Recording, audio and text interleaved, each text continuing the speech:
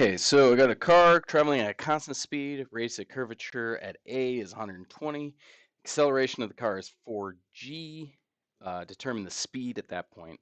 Then it says if the acceleration is limited to 0.25 at B, determine the minimum radius of curvature at B. So we're going to use normal tangential. Okay, when you see things like the word radius of curvature, okay, we're going to deal a lot with um, probably normal tangential.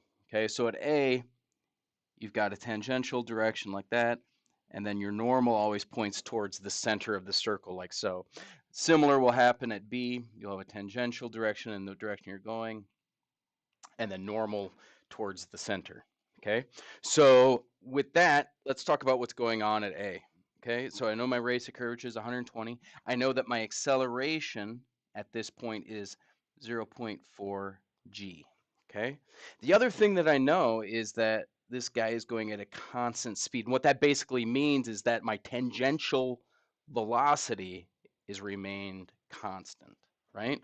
So my tangential acceleration, which equals the time derivative of my tangential velocity, or just my velocity in general. My velocity is always going in the tangential direction. That is going to be 0, okay? Whereas my total acceleration, of course, is my tangential velocity, or I'm sorry, my tangential acceleration plus my normal acceleration squared square root of the sum of the squares. But I know that my speed is constant moving forward, so my tangential velocity goes to 0. So my acceleration here is nothing more than my normal acceleration, which by definition is v squared over rho. Okay, well, here's the thing. I know everything here but rho, so I can just go ahead and plug things in, right? Because now I know my normal acceleration is my acceleration, which is 4g. I'm sorry, 0.4 g, which will be 0.4 times 9.8.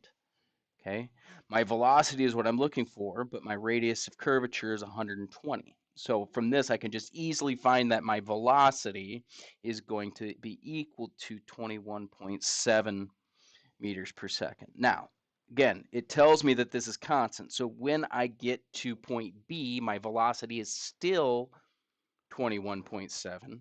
Now my acceleration is limited to 0.25. Again, my tangential acceleration is 0, so my total acceleration just equals my normal acceleration, which is going to be 0.25 g equaled to v squared over rho. Now this time we're trying to find rho, so I go ahead and say 0.25 times 9.8. This time I know my velocity. It's constant at 21.7. Take that squared over rho.